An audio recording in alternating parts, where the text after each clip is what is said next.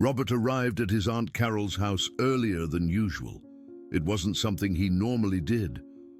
On Sundays, he usually showed up after noon, after sleeping in late, after a leisurely breakfast, after checking work emails. His routine was predictable.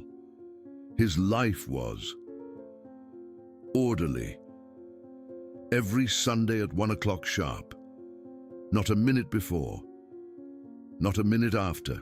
But that day, he had to sign some urgent documents. A real estate development agreement that couldn't wait. A multi-million-dollar project that required his signature. Documents that were in the office he'd set up at his aunt's house. The office he used during the pandemic, when he couldn't go to the company headquarters. When he needed to be close to Carol. When the whole world seemed to stop. He'd kept that office going because he liked it, because it reminded him of the difficult times they'd been through, because it allowed him to see his aunt more often. He parked the car out front. Carol's house was beautiful. An old Victorian-style home, with a huge garden, with a history spanning generations. Robert had bought it for his aunt when his mother passed away. He wanted Carol to have a place of her own, a place where she could be happy, a place where she could live in peace.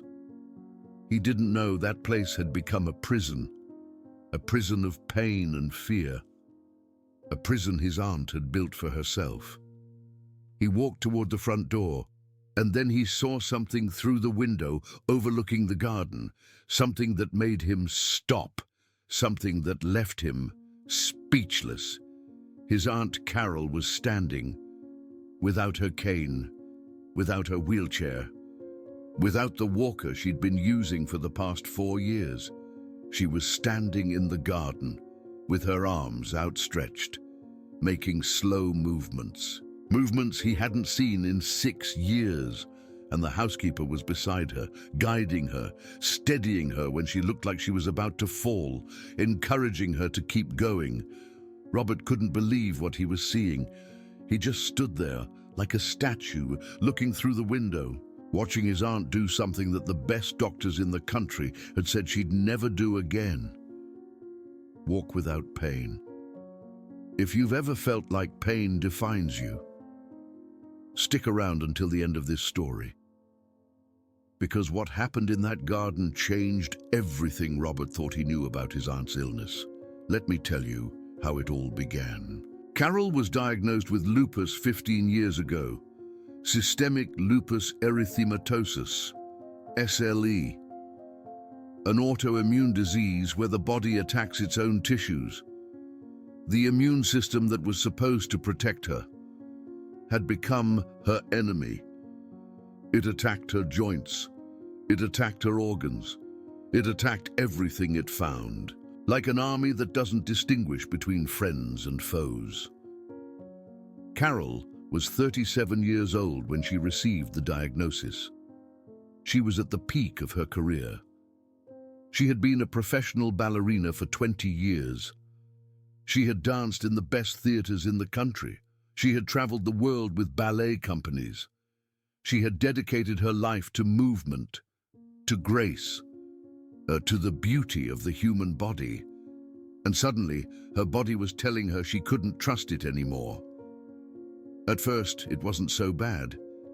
Aches in her joints in the mornings, stiffness that disappeared after an hour, fatigue she could fight with coffee, rashes on her skin when she was exposed to the sun.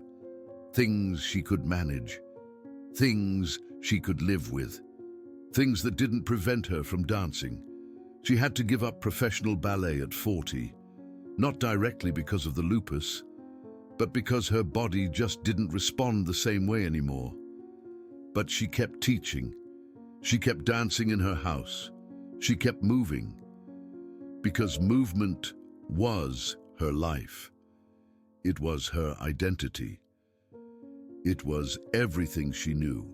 But lupus is a treacherous disease. It has periods of calm and periods of storms. The storms arrived 6 years ago. It started with a fever that wouldn't go down, no matter what. Then came the pain that made her scream, that made her cry, that made her wish she wouldn't wake up. A severe flare-up that affected her kidneys, her lungs, her joints, her heart, all at once. The lupus had decided to attack with all its might, as if it were tired of being ignored, as if it wanted to remind her who was in charge. Carol spent 3 months in the hospital. 3 months connected to machines, 3 months with tubes going in and out of her body. 3 months of medication that made her feel worse before she felt better, of treatments that destroyed both the bad and the good, of doctors who came and went with serious faces, of nurses who avoided looking her in the eye. There was a moment when they thought she wouldn't survive. Her kidneys were failing, her lungs were filling with fluid, her heart was beating irregularly. Robert spent 3 sleepless nights by her bedside, praying to a God he didn't believe in, promising things he couldn't fulfill, begging that they wouldn't take her. And Carol listened, or something listened, because she survived. But she didn't come out the same. The lupus had left its mark. Her joints were damaged, inflamed, stiff. Every movement was pain, every step was a battle. The doctors told her it was her new normal, that she would have to learn to live with chronic pain, that there were things she simply couldn't do anymore. Carol was 46 years old then. Still young, but she felt old. Old and broken, as if her body had betrayed her, as if it weren't hers anymore. Robert was her favorite nephew, the son of her older sister. Her sister had died of cancer 10 years ago, and since then, Robert had taken care of Carol as if she were his own mother. He visited her every day in the hospital. He hired the best rheumatologists, paid for experimental treatments, bought all the medications the doctors recommended. Nothing worked. Well, the medications controlled the disease, prevented it from getting worse. But they didn't restore her mobility. They didn't take away the pain. They didn't give her back the life she had lost. Carol went from being an active woman to living confined. First to her house, then to certain rooms, then almost only to her bed and her wheelchair. The pain had locked her up. The fear of pain had paralyzed her. Every time she tried to move too much, she paid the price. Days in bed, tears of frustration, sleepless nights. So she stopped trying. It was easier to stay still. It was safer not to move. It was less painful to give up. Robert accepted it because the doctors accepted it. This is your new reality, they told him. You need to focus on keeping it stable, on preventing flare-ups, on protecting her organs. Mobility is secondary, and Robert believed them, because they were the experts, because they had degrees, because they knew more about lupus than he did. What Robert didn't know, it was that he was about to learn a lesson that would change everything. Marisol arrived at Aunt Carol's house 8 months ago, not as a physical therapist, not as a nurse, but as a housekeeper, 38 years old, a mother of 2 teenagers, divorced for 5 years, and with a secret that no one knew. Marisol used to be a physical therapist, 10 years working in a rehabilitation clinic, 10 years helping people regain their mobility, 10 years witnessing small miracles every single day. An elderly man walking again after a hip replacement, an athlete recovering his knee after surgery, a mother who could hold her baby again after an accident. Those were the miracles that Marisol saw. Those were the moments she loved, the moments when the body proved that it could heal, that it could recover, that it could go back to being what it was. Marisol specialized in autoimmune diseases, lupus, rheumatoid arthritis, multiple sclerosis, fibromyalgia. The diseases that doctors said had no cure, the diseases that condemned patients to a life of pain. Marisol didn't believe in condemnations. She believed in the body, in its ability to adapt, to compensate, to find new ways to function. Until the clinic went bankrupt. The pandemic had hit hard. Patients stopped coming. The expenses kept piling up, and one day the owner told them that he could no longer pay them. Marisol was out of a job, without savings, with 2 children to support. She looked for work elsewhere, but no one was hiring physical therapists. The market was saturated. Hospitals had reduced staff. Clinics were closed, so Marisol did what she had to do. She took the only job she could find. Cleaning houses. It wasn't what she had studied for. It wasn't what she loved. But it was what she had. And her children needed to eat. Pablo was 14 years old. Sophia was 12. 2 teenagers who depended on her, who looked at her with questioning eyes. "Mom, are we going to be okay?" Marisol always answered yes, even if she wasn't sure, even if she was afraid, even if she didn't know how she was going to pay the rent next month. She always said yes, because that's what mothers do. They lie to protect. They smile not to scare. They work until they drop so that their children have what they need. Robert hired her through an agency. He needed someone to clean his aunt's house, to cook, to help her with basic things. He wasn't looking for a specialized caregiver. Carol already had a nurse who came 3 times a week. He just needed someone to maintain the house. Marisol arrived on a Monday morning. She met Carol, and something stirred in her heart, because Marisol recognized something in Carol's eyes. The same pain she had seen in her own mother's eyes. Marisol's mother had lupus too. Her name was Elena. She was a strong woman, hard-working. She never complained about anything. When she was diagnosed with lupus at 45, Elena took it in stride. "It's just another disease," she said. "I've survived worse things." But lupus isn't just any disease. Lupus is treacherous. It's silent. It can lie dormant for months, even years, and suddenly awaken with all its fury. It's an enemy that lives inside you, that uses your own body as a weapon, because that's what lupus is. The immune system confused, attacking what it should protect, destroying what it should care for. Elena learned that the hard way. The first few years were manageable.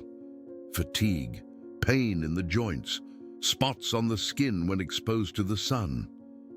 Nothing she couldn't handle, nothing that stopped her, but the lupus progressed, slowly, like water seeping through a crack. First, it was the kidneys, then the heart, finally, the lungs. Lupus is a patient enemy. That waits. That attacks when you least expect it. That makes you believe you're okay, and then destroys you. Elena started to feel pain. Pain in her joints, pain in her muscles, pain in places where there shouldn't be pain. The doctors gave her medication. The medication helped a little, but the pain was still there. Constant, relentless, like an unwanted companion.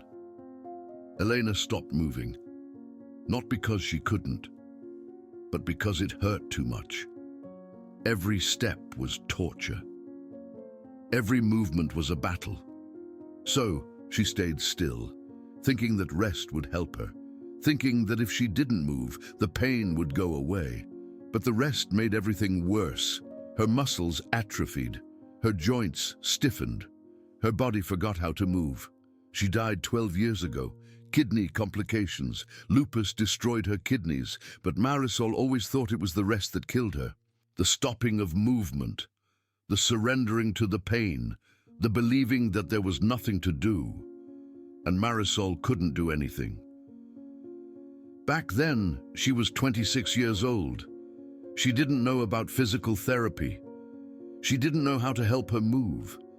She didn't know that adapted exercise could have improved her quality of life. She only saw her deteriorate. Day by day, month by month, weaker and weaker, sadder and sadder, more and more distant, until she was gone. Marisol carried that guilt for years. The guilt of not knowing, the guilt of not being able to help, the guilt of having seen her mother surrender to the pain. When she studied physical therapy, she specialized in autoimmune diseases. She wanted to know everything she didn't know when her mother was alive. She wanted to help other patients like her. She wanted no one else to die without having tried everything. And now she was standing in front of Carol, a woman with the same disease, with the same pain, with the same look of defeat. And Marisol knew she had to do something. Not because she was being paid, not because it was her job, but because she couldn't watch another woman give up like her mother had. If this is touching your heart, consider showing your support with super thanks. That golden button you see below is your way of saying this story deserves to be told. And now comes what no one expected. Marisol started slowly, very slowly. She didn't tell Carol that she was a physical therapist. I didn't want her thinking I was trying to treat her. I just started asking questions. Are you in a lot of pain today? Have you tried to move around a little? What hurts more, your knees or your hips? Aunt Carol didn't pay much attention to her at first. She was just the housekeeper. The woman who cleaned her house, who made the meals, who did the laundry. Why would she care about her pain? But Marisol persisted, gently, without pressuring her, just showing interest. And little by little, Aunt Carol started to respond. She began to tell her about her illness, about what she'd been like before, about everything she'd lost. One day, while cleaning the closet, Marisol found something, an old box filled with photos, with newspaper clippings, with theater programs. Aunt Carol had been a dancer, a professional ballerina. For 20 years she danced in ballet companies, in theaters all over the country, even abroad. Marisol couldn't believe it. The woman who could barely get out of her chair had been a dancer, had dedicated her life to movement. And now movement had been taken from her. Marisol took the photos to Aunt Carol. I didn't know you used to dance. Aunt Carol looked at the photos and her eyes filled with tears. Another life, she said. Another person. That woman doesn't exist anymore. Marisol sat down next to her. Why do you say that? Because I can't move. Because every step is pain, because my body has betrayed me. Marisol looked at her directly. What if you could move again? Aunt Carol laughed, a bitter laugh, filled with years of frustration. The best doctors say I can't. The best doctors aren't always right. Aunt Carol looked at her, surprised. What do you know about medicine? And Marisol made a decision. She told her everything. She told her she had been a physical therapist. She told her about her mother with lupus. She told her about the guilt she carried for years. She told her that she had specifically studied how to help patients with autoimmune diseases. Aunt Carol listened in silence. Why didn't you tell me this sooner? Because I didn't want you to think I was trying to do something that's not my place. I'm your housekeeper, not your therapist. But I can help you. If you want me to. Aunt Carol was quiet for a long moment, looking at the photos of her past life, looking at the woman she used to be. The doctors say there's nothing to be done. The doctors focus on the disease. I focus on you, on your body, on what you can still do, not on what you can't. Aunt Carol looked at her. What if it hurts too much? It's going to hurt. I'm not going to lie to you. But there's a difference between the pain of not moving and the pain of moving. One kills you slowly. The other makes you stronger. Aunt Carol thought for a long moment. It had been 6 years since someone had offered her hope. 6 years of hearing what she couldn't do, what she shouldn't try, what was out of her reach. And here was this woman, this housekeeper, telling her that she could get better. Is it worth trying? Aunt Carol asked. It's worth trying anything that gives you back a little bit of life. Aunt Carol looked at the photos one more time. All right, she said. Let's try. The session started the next day, in secret. Marisol didn't want Robert Bobby to know. She didn't want him to think she was doing something inappropriate, that she was overstepping her bounds, that she was playing doctor. So they did the exercises when he wasn't around, in the mornings, in the afternoons, always when the house was empty. At first they were minimal exercises, finger movements, wrist rotations, neck stretches, things that Aunt Carol could do sitting down, things that didn't require much effort, things that didn't cause too much pain. Marisol knew that with lupus, you had to go slowly, very slowly. Respect the body's limits, not push too hard, but not give up either. The most important thing was consistency. Doing a little each day, every day, without fail. Because the body needs regularity to improve. It needs repetition. It needs patience. Ba and Marisol had patience to spare. The first week was difficult, more difficult than either of them expected. On the first day, Aunt Carol could only do 3 exercises, 3 simple finger movements, and she was already exhausted. The second day was worse. Her body had reacted to the previous day's exercises. Everything hurt more. Her joints were stiffer. Her muscles complained about having been used. Aunt Carol cried. I don't want to do this, she said. It's worse than before. Marisol sat down next to her. It's normal, she explained. Your body hasn't worked in years. It's protesting because we're asking it to do something new. But the protesting will pass. I promise you, it will pass. Aunt Carol didn't believe her. Not completely. But she kept going. Because she had nothing to lose. Because she had already lost everything. The third day was a little better. The fourth day, a little better still. On the fifth day, Aunt Carol could do 5 exercises. On the 6th day, 6. On the 7th day, she smiled for the first time. Not because it didn't hurt, but because the pain was different. It wasn't the pain of the disease anymore. It was the pain of effort, the pain of a body that was working, the pain of life. Aunt Carol got frustrated sometimes. She got tired. Sometimes she cried from the pain. Sometimes she wanted to give up. But Marisol was always there, firm, patient, unwavering, encouraging her, reminding her why they were doing it, showing her the photos of when she danced. One step at a time, she would say. One movement at a time. You don't have to dance today. You just have to move one finger. And Aunt Carol moved one finger, then another, then her hand, then her arm. Each small advancement was a victory. Each inch gained was a triumph. Marisol started keeping a journal. She documented everything, every exercise, every reaction, every complaint, every improvement. She wanted to have a record. She wanted to be able to show Aunt Carol her progress. Because when you live with chronic pain, it's easy to forget. It's easy to think you never get better.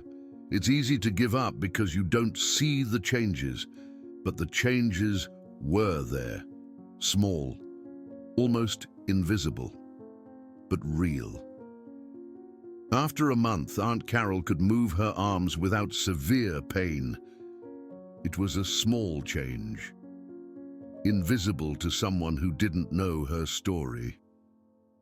But for Aunt Carol, it was enormous. It was proof that her body could still change, that she wasn't condemned to be the woman in the chair. After 2 months, she could twist her torso. She could look behind her without her spine screaming. She could achieve things that were once beyond her reach, simple things, things that ordinary people take for granted. But for Aunt Carol, they were huge victories. After 3 months, she could stand up from her chair, alone, without help, without grabbing onto anything, using only the strength in her legs. The first time she managed it, she cried, not from pain, from joy, from disbelief, from hope. Marisol, our housekeeper, cried too, because she saw in Aunt Carol what she couldn't see in her own mother, the possibility of recovery, the strength to keep going, life returning little by little, not without pain. Aunt Carol still felt pain, but without the unbearable pain from before, a manageable pain, a pain that was worth it. Robert didn't notice anything. He visited his aunt every Sunday. He saw her the same as always, in her chair, with her cane nearby, with the walker in the corner. He had no idea that during the week, Aunt Carol was transforming. He had no idea that Marisol was doing something extraordinary. He had no idea that hope had returned to his aunt's eyes. Aunt Carol didn't say anything to him. She wanted to surprise him. She wanted to show him when she was ready, when she could do something really impressive, something that he would never expect. 4 months in, Marisol took Aunt Carol to the garden. It was the first time Aunt Carol had left the house in months. The garden was beautiful, full of flowers that Robert's mother had planted years ago. Red roses, white daisies, lavender that perfumed the air. Aunt Carol took a deep breath. She had forgotten what the outside world smelled like. She had forgotten what the grass felt like under her feet. She had forgotten so many things. It was a cloudy day, perfect for patients with lupus, no direct sun that could trigger a flare-up, no excessive heat that could fatigue her, just grey clouds and a gentle breeze. Marisol had chosen the day carefully. She had checked the forecast for a week. She had waited for the perfect moment because she knew this day was important. It was the day Aunt Carol was going to take a big step, literally and figuratively. "Today we're going to try something new," Marisol said. "What is it?" Aunt Carol asked. "We're going to stand up without help." Aunt Carol looked at her with fear. "I can't. My legs can't hold me. Your legs are stronger than you think. We've been working on them all these months. It's time to test them." Aunt Carol trembled. The fear was real. She hadn't stood alone in years, years believing she couldn't, years letting others support her. Marisol stood in front of her. She extended her hands. "I'm not going to let go," she said. "I'm going to be here the whole time. If you fall, I'll catch you, but you're not going to fall, because you are stronger than you believe." Aunt Carol took her hands. She took a deep breath and started to stand up, slowly, very slowly. Her legs trembled, her knees creaked, but they didn't hurt as much as she expected. They didn't hurt as much as she remembered. Aunt Carol stood up, for the first time in 4 years, alone. Well, with Marisol's hands holding her, but standing. Tears started to run down her cheeks, not from pain, from amazement, from joy, from something she had forgotten existed. Hope. "I did it," she whispered. "You did it," Marisol confirmed, "and this is just the beginning." The following months were a period of constant progress. Aunt Carol learned to stand alone, then to take short steps, then longer steps. Marisol taught her specific exercises for lupus, movements that didn't stress the damaged joints, stretches that reduced inflammation, breathing exercises that controlled stress. Because stress makes lupus worse, and exercise done correctly reduces stress. They also worked on posture, on balance, on core strength. Everything Aunt Carol needed to move again, to return to being the woman she had been, or at least a version of her. 6 months later, Aunt Carol could walk in the garden, not run, not dance, but walk, without a cane, without a walker, without anyone holding her. Slow steps, careful steps, but steps, her own. It was at that moment that Robert arrived early. When he looked out the window, when he saw the impossible, Robert froze for several minutes, watching his aunt move, watching Marisol guide her. He couldn't process what he was seeing. It was like seeing someone come back from the dead. It was like witnessing a miracle. Finally, he entered the garden. Aunt Carol saw him and smiled. A smile that he hadn't seen in years. "Bobby, look what I can do." She took a few steps toward him. Slow, but sure. Robert felt tears welling up in his eyes. "Aunt Carol, how?" He couldn't finish the question. Marisol remained silent, waiting, not knowing how the millionaire would react, not knowing if he would be angry, if he would think she had done something wrong, if he would fire her. Robert looked at Marisol. "You did this." Marisol lowered her gaze. "I just helped her do exercises.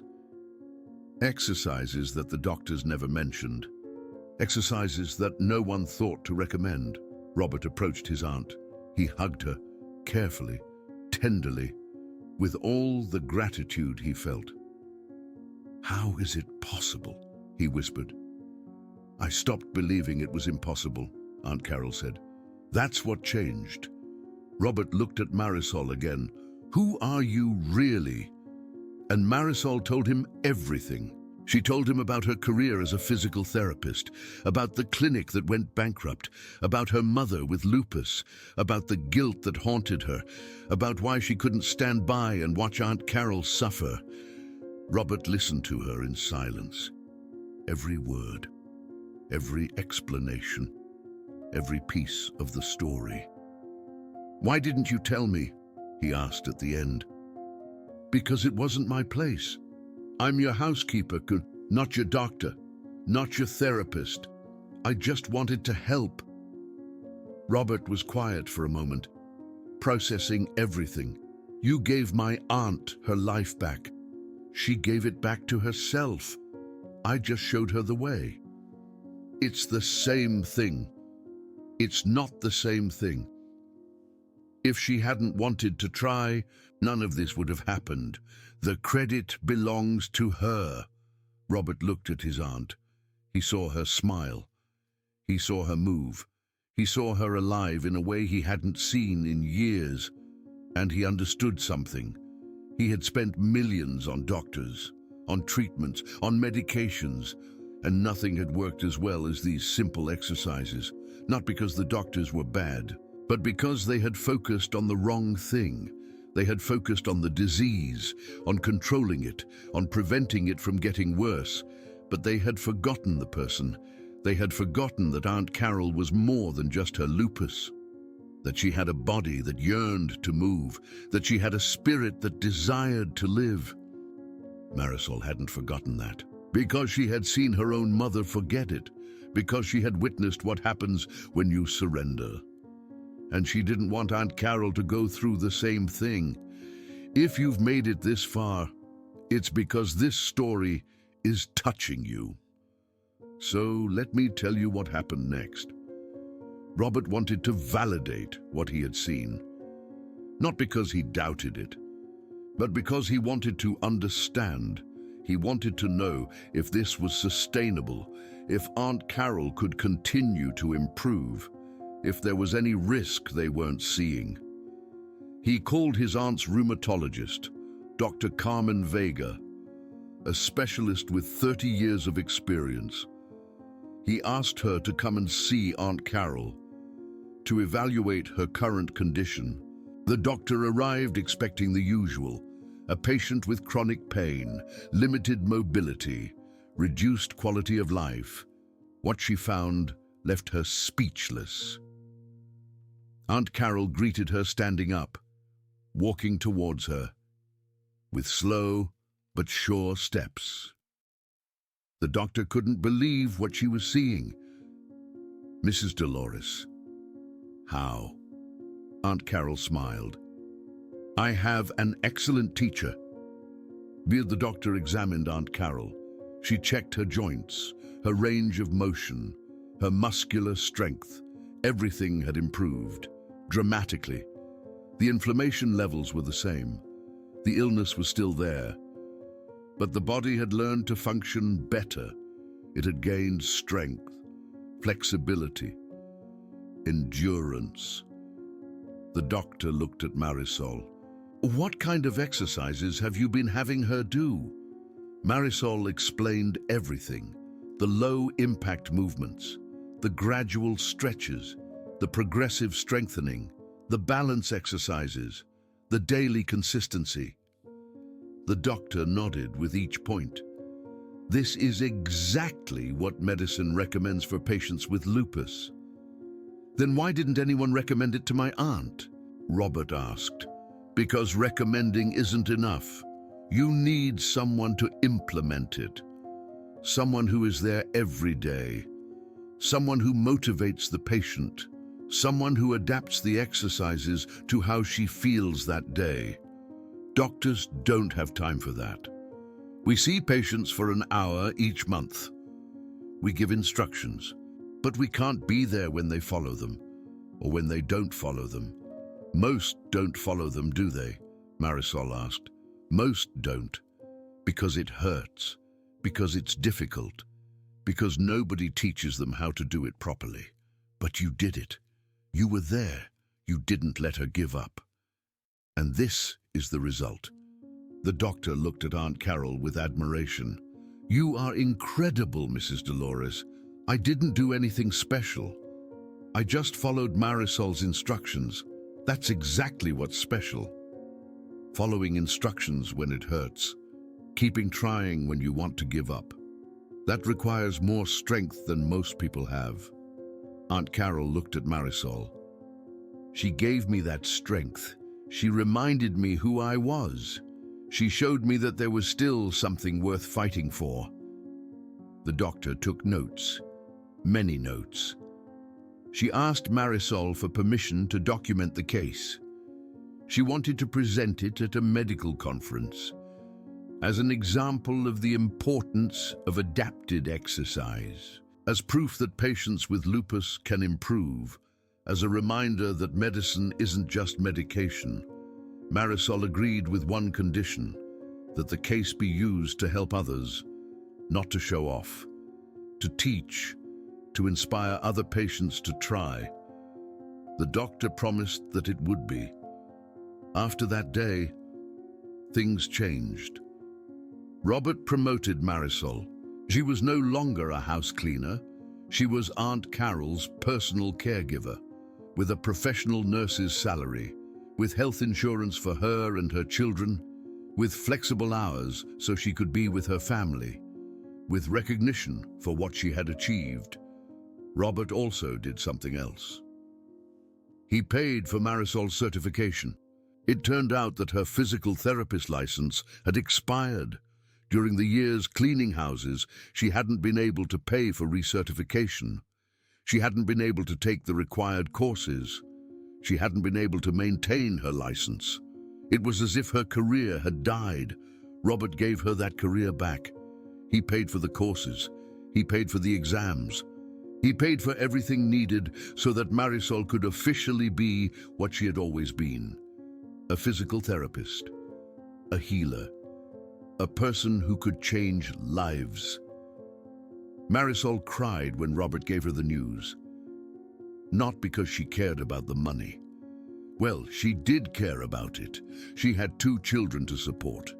But she cried because finally someone saw her value. Someone recognized what she could do. Someone treated her like the professional she was. Someone gave her back what life had taken from her. "Thank you," she told Robert. "Thank you," he replied, "for not giving up when anyone would have. For seeing my aunt when nobody else saw her. For giving her back her life." Marisol thought about her mother, about everything she couldn't do for her, about the guilt she had carried for years, and she felt something being released, as if her mother were there, telling her that it was okay, that she had done the right thing, that the guilt no longer had any reason to be. "Mom," she thought, "I wish you had met someone like I know you. I wish someone had helped you like I'm helping Aunt Carol, but at least now I know that your death wasn't in vain. It taught me to help others, and that's the most valuable thing you could give me." A year later, something happened that nobody expected. Robert was getting married to a woman he had met on a business trip. A good woman, kind, perfect for him. The wedding would be in the garden of Aunt Carol's house, the same garden where she had learned to walk again. And Aunt Carol had a plan. She wanted to dance, not just walk, dance. A waltz with her nephew, like her sister would have done if she were alive. Marisol thought it was too ambitious. Dancing required movements that Aunt Carol still didn't master. Turns, changes of direction, coordination with another person. It was a lot, too much, too fast. But Aunt Carol insisted. "It's the only thing I want. To dance a waltz at my nephew's wedding? To show him that I'm alive, that his love wasn't in vain, that everything he did for me was worth it." Marisol couldn't refuse. They started practicing every day for months. First, the basic steps. 1, 2, 3. 1, 2, 3. The rhythm of the waltz. Then the turns. Smooth, controlled, without losing balance. Then the coordination. Marisol acted as a practice partner. She guided Aunt Carol. She held her when she stumbled. She encouraged her when she got frustrated. It was difficult, very difficult. But it was harder than any outsider could possibly imagine. It wasn't just the physical pain. It was the emotional pain, the fear of trying again, the terror of falling, the panic of failing once more. Aunt Carol had fallen before many times. Each fall had left her worse than before. Each failure had plunged her further into despair. There was one session in particular that almost ruined everything. It was a Tuesday afternoon. Aunt Carol was practicing a simple pirouette, a movement she'd done thousands of times when she was a professional ballerina. But her knee buckled, she lost her balance, and she fell. It wasn't a serious fall. Marisol caught her before she hit the floor. But Aunt Carol started to cry. "I don't want to do this anymore. I can't. I'm just a broken old woman." Marisol sat down next to her on the floor. "My mother said the same thing before she died, that she was useless, that she should just give up. I watched her die, and I swore I would never let that happen again." Aunt Carol looked at her and saw something she hadn't seen before. the determination of someone who had lost too much, the strength of someone who refused to lose again. "Okay," Aunt Carol said finally, "let's try again." There were days when Aunt Carol wanted to give up, days when the pain was too much, days when it seemed impossible. But Marisol was always there, reminding her why she was doing it, showing her how far she'd come, telling her she could do it. And Aunt Carol believed her because Marisol had never lied to her, never promised her something she couldn't deliver. If Marisol said she could dance, she could dance. The wedding day arrived. The garden was decorated with white flowers. The guests filled the chairs. Robert waited at the makeshift altar, nervous, happy, excited. The ceremony was beautiful. The vows were touching. The kiss was tender. Everything was perfect. And then came the moment for the first dance. But it wasn't the groom who danced first. Robert took the microphone. "Before my first dance with my wife, I want to do something special. I want to dance with someone who should have been here. My mother passed away 10 years ago. She can't be here today, but her sister is, my Aunt Carol. The woman who took care of me when my mother couldn't. The woman who I thought would never walk again. Aunt Carol, would you like to dance with me?" The guests murmured. Everyone knew about Aunt Carol's condition. Everyone had seen her in a wheelchair. Everyone thought it was impossible. Aunt Carol stood up from her chair, alone, without help. She walked towards Robert, step by step, steady, sure. The murmurs turned into silence. The silence turned into awe.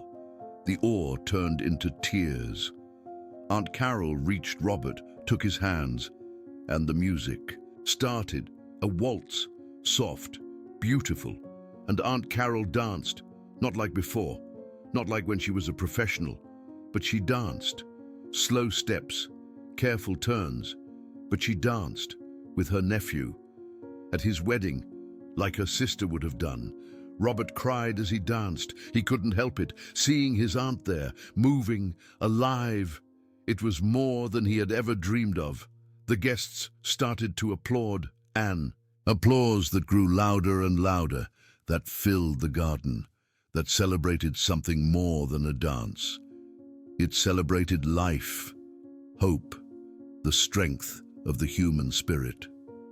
Marisol watched from a corner, with tears in her eyes, thinking about her mother, about everything she couldn't do for her, and about everything she had been able to do for Aunt Carol.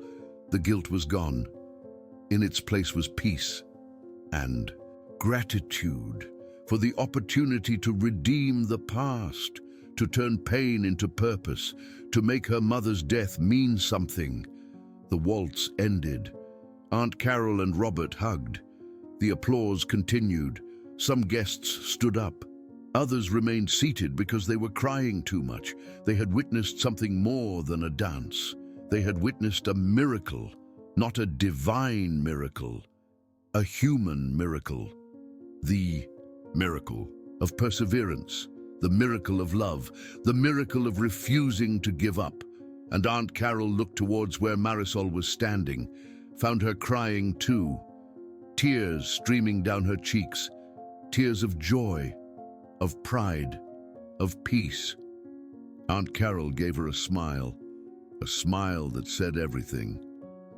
"Thank you for believing in me when I didn't believe, for seeing in me what I couldn't see, for not giving up when I wanted to give up, for giving me back the life I thought I had lost, for giving meaning to your mother's death, for turning your pain into my healing, for being my angel when I needed it most." Marisol returned the smile, a smile that said the same thing. "Thank you for letting me help you, for trusting me, for giving me the opportunity to heal." 2 years after the dance, Marisol opened something new, a small rehabilitation center, specializing in patients with autoimmune diseases. Robert financed it, not as charity, as an investment. because he knew Marisol could help many people. And he was right. The center started with 5 patients. 5 people who arrived in wheelchairs. 5 people who had stopped believing. 5 people who thought their lives were over. Marisol worked with each of them, personally, applying the same techniques she had used with Aunt Carol. The same exercises, the same patience, the same love. Not everyone improved the same way. Some had more advanced diseases. Some had more damaged bodies. Some had waited too long. But everyone improved something. Everyone recovered something of what they had lost. Everyone found some hope. Now, the center has 50 patients, all with lupus, or rheumatoid arthritis, or multiple sclerosis, or fibromyalgia, or any other autoimmune disease that the world considers incurable. The center has a 6-month waiting list. There are more people who want to enter than they can attend to. Marisol is training other physical therapists, teaching them her method, sharing what she learned from her father, what she learned from her mother, what she learned from Aunt Carol. They all arrived thinking there was no hope, that their pain was permanent, that their mobility was lost forever. And Marisol showed them they were wrong. Not everyone improves the same way. Not everyone can dance, but everyone can improve something. Gain a little movement, lose a little pain, recover a little life. And that's worth more than any medicine. Aunt Carol visits the center every week, not as a patient, as an inspiration, as living proof that the body can heal. That pain doesn't have the last word. That hope is real. New patients see her walking in, without a cane, without a walker, and they can't believe it. She had lupus like me, they ask.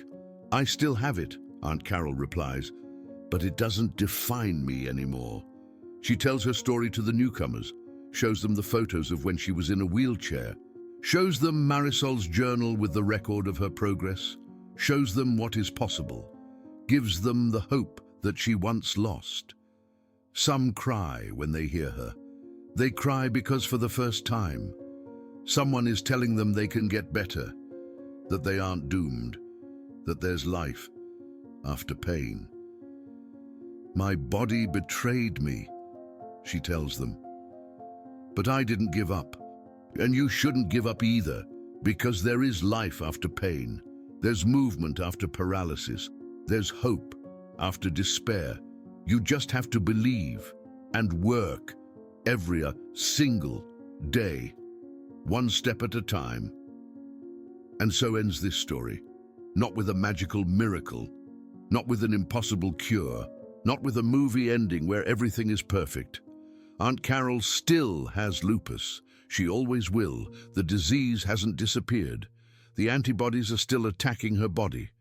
The medications are still necessary. The medical checkups are still frequent. She still has bad days. Days of pain that keep her in bed. Days of fatigue that don't let her move. Days where lupus reminds her that it's still there, that it will never go away, that it will always be part of her life. But she also has good days. Days where she can walk in the garden. Days where she can dance a little. Days where she can feel alive. Days of movement. Days of joy. Days of life. And those days are worth all the effort. Every tear she shed during the exercises, every time she wanted to give up, every moment of unbearable pain. It was all worth it. Because now Aunt Carol has something she didn't have before. Hope. Not hope of being cured. That would be unrealistic. Hope of living well despite the disease. Hope of continuing to improve. Hope of having more good days than bad. And that hope changes everything. Marisol continues working, continues helping, continues redeeming her mother's death. Every patient who improves is a tribute to Elena. Every life that changes is a way of saying that her death wasn't in vain, that from her suffering, something beautiful was born, something that continues to help others. something that will continue helping for generations. Marisol's children are proud of her. Bobby went to medical school. He wants to be a rheumatologist. He wants to help patients like Aunt Carol, like his grandmother he never met. Sophia wants to be a physical therapist, like her mother. She wants to follow in her footsteps. She wants to continue her legacy. Marisol cries with joy when she thinks about that. Her children not only inherited her genes, they inherited her heart, her desire to help, her ability to see the good in people, her faith that the human body can heal. It's the best gift she could have given them. Robert continues admiring, continues learning, continues understanding that money doesn't buy everything, that the best doctors don't always have the best answers, that sometimes a housekeeper knows more than all the specialists together, not because she has more knowledge, but because she has more love, and love can heal almost everything. Dr. Carmen continues teaching, continues inspiring new doctors, continues reminding them that medicine is more than just medication. Aunt Carol's case was presented at 3 medical conferences in Europe, in the United States, in Latin America. It inspired dozens of doctors to recommend exercise with more emphasis, to look for people like Marisol for their patients, to remember that medicine is more than prescriptions. The doctor wrote an article about the case. She titled it "The Method of the Heart," because that was what Marisol had. A heart that didn't give up. A heart that saw possibilities where others saw limitations. A heart that loved deeply. The article went viral in the medical community. Medical professors read it in their classes. Students discuss it in their seminars. Patients look for it when they lose hope. And it all started with a housekeeper who refused to see someone give up. And somewhere in that city, in a garden where once a woman learned to walk, where once an aunt danced with her nephew, where once the impossible became possible, the flowers continue to grow as a reminder that life always finds a way, that the human body is stronger than we think, that love can move what medicine can't.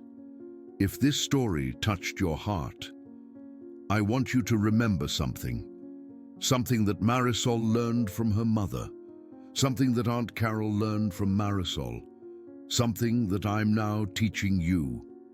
Chronic pain is not a sentence. It's not the end of the story. It's not the last chapter. It's just a difficult chapter, a chapter that can be overcome, a chapter that doesn't have to define the rest of the book. Illness is not destiny. It's not something that condemns you forever.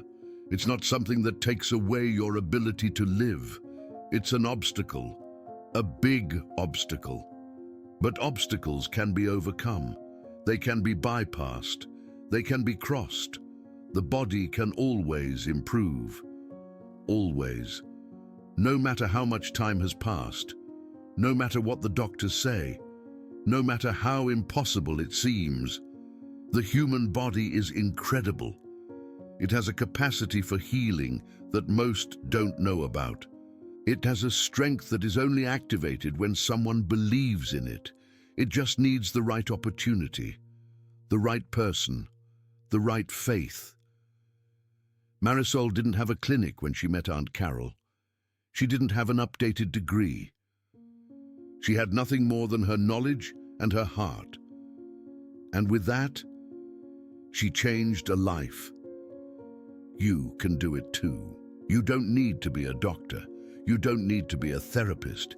You just need to see the person, not the illness, not the diagnosis, the person, and believe that they can improve. Because that belief is more powerful than any medicine. That belief is what Marisol's mother lacked. That belief is what Aunt Carol found when she was no longer looking for it. That belief is available to everyone. You just have to decide to believe. Thank you for listening until the end. Thank you for giving your time to Marisol and Aunt Carol. Thank you for remembering that the human body is incredible. That pain doesn't have the last word, that there is always hope. Even when the experts say there isn't any, even when the whole world is telling you to give up, even when your own body seems to be working against you, hope exists always, in every breath you take, in every heartbeat, in every small movement that you're still able to make. The next time you see someone living with chronic pain, don't tell them to just get used to it. Don't tell them that it's their new normal. Don't take away the hope that they still have. Tell them that they can get better. Tell them that their body is stronger than they think.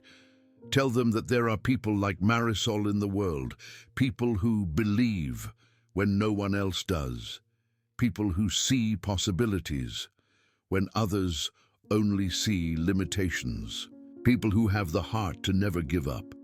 And if they don't believe you, if they think you're just making things up, if they think this is just a nice little story, tell them about Aunt Carol. Tell them about the garden. Tell them about the dance at the wedding. Tell them this story. And remember this: chronic pain is not a life sentence. The body can always improve, and love always finds a way. I'll see you in the next story.